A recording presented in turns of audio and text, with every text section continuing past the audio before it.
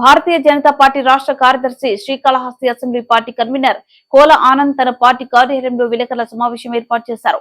జగన్మోహన్ రెడ్డి రానున్న సార్వత్రిక ఎన్నికలో ఖచ్చితంగా ఓటమి పాలు చెందడం తథ్యమని రాష్ట్ర బీజేపీ సెక్రటరీ జోష్యం చెప్పారు.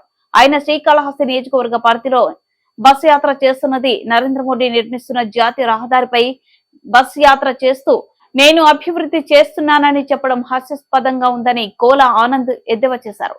ఏప్రిల్ 6వ తారీఖున భారతీయ జనతా పార్టీ ఆవిర్భావ దినోత్సవం సందర్భంగా ఉదయం 8 గంటలకు పట్టణంలోని 4 మాడ వీధిలో జరుగు ర్యాలీకి నియోజకవర్గ పరిధిలోని బీజేపీ కార్యకర్తలు పెద్ద సంఖ్యలో పాల్గొని విజయవంతం చేయాలని ఈ సందర్భంగా కోల ఆనంద్ పిలుపునిచ్చారు. ఈ కార్యక్రమంలో రాష్ట్ర కార్యదర్శి అసెంబ్లీ కన్వీనర్ కోల ఆనంద్, జిల్లా secretary assembly co convener Melagaram Subrahmanyam Reddy, రాష్ట్ర ఓబీసీ మోర్చా నాయకులు ఎస్వి రమణ, రాష్ట్ర మహిళా మోర్చా నాయకురాలు జాగరం శైలజ, జిల్లా ఉపాధ్యక్షులు కొండెటి గోపాల్, అధ్యక్షులు గరికపాటి రమేష్, కునాటి నాగరాజు, మేడం కృష్ణయ్య, కేతినేని బాలాజీ నాయుడు, పోలి సత్యనారాయణ, మొదుగులు నాగరాజు, ఉపాధ్యక్షులు లింగబత్తిన గోపాల్ తదితరులు పాల్గొన్నారు.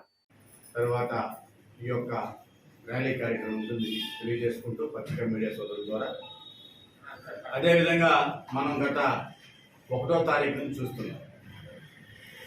ఏ ప్రభుత్వం ఉన్నా, ఎవరు అధికారంలో ఉన్నా వృద్ధులకి, మరి అనాథులకి, ఏ దిక్కు లేనటువంటి వారికి ప్రభుత్వం ఏదొచ్చినా కూడా ప్రభుత్వం తరఫున పింఛన్లు ఇచ్చే కార్యక్రమం జరుగుతూ ఉంది. ఇప్పుడున్నటువంటి ఈ అసమర్థ ప్రభుత్వం ఏదైతే ఉందో, వైసీపీ ప్రభుత్వం, పనికిరాని ప్రభుత్వం ఏదైతే ఉంది రాష్ట్రంలో ఆవిర్భవించిందో, ఈ ప్రభుత్వము అనాలోచిత నిర్ణయాలు ఏదైతే వారు తీసుకున్నటువంటి తప్పుడు నిర్ణయం, ఎందుకంటే ఎన్డీఏ భాగస్వామ్యం మీద, పార్టీల మీద ఒక తప్పుడు ప్రచారంతో ఎలక్షన్ కమిషన్ ఆపేసింది. బీజేపీ వాళ్ళు ఆపేశారు, చంద్రబాబు నాయుడు ఆపేశాడు, పవన్ కళ్యాణ్ ఆపేశాడు అనేటటువంటిది ఒక తప్పుడు ప్రచారాన్ని ఈ రాష్ట్రంలో వారు ప్రచారం చేస్తున్న పరిస్థితి మనం చూస్తున్నాం. అయ్యా, పింఛన్లు ఇచ్చేదానికి గత ప్రభుత్వాలు ఎన్నో ప్రభుత్వాలు ఈ రాష్ట్రంలో, అవన్నీ కూడా ప్రభుత్వ యంత్రాంగం ద్వారానే పింఛన్ల పంపిణీ కార్యక్రమం జరిగింది కాబట్టి ఏ వాలంటరీ వ్యవస్థ ద్వారానో జరగలేదు. ఎవరు ఈ వాలంటరీ వ్యవస్థ? జగన్మోహన్ రెడ్డి గారు స్వయంగా ఆయనే ప్రకటించిన పరిస్థితి మనం చూస్తున్నాం. వాలంటీర్లు అనేటువంటి వారు వైసీపీ కార్యకర్తలు. ఈ రాష్ట్రంలో ఉన్నటువంటి వాలంటీర్లు అందరూ కూడా వారు వైసీపీ కార్యకర్తలు. వారు ఏ పార్టీ వ్యక్తులు కాదు, అందులో ప్రభుత్వ యంత్రాంగం కాదు, ప్రభుత్వ ఎంప్లాయీస్ కాదు, ప్రభుత్వ ఉద్యోగులు కాదు. ఎంతోమంది మంత్రులు ఎన్నో మీటింగులు మనం నియమించిన వాళ్ళే, ఎంతోమంది ఎమ్మెల్యేలు కూడా చెప్పిన పరిస్థితి మనం చూస్తున్నాం. వాలంటీర్ వ్యవస్థ అన్నటువంటిది మేము పెట్టుకునింది, మా పార్టీ కోసం పెట్టుకునింది తప్ప ఇది ప్రజల కోసం కాదన్నటువంటిది వారు స్వయంగా తెలియజేసిన పరిస్థితి. ఈరోజు మీరు పూర్తిగా విఫలం చెందారు.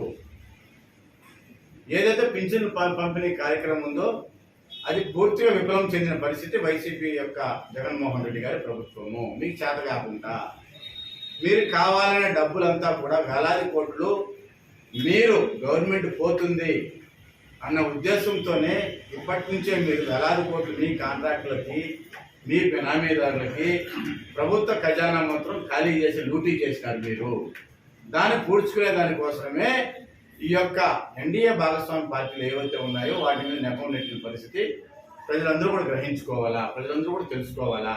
ఇది తప్పుడు ప్రచారము.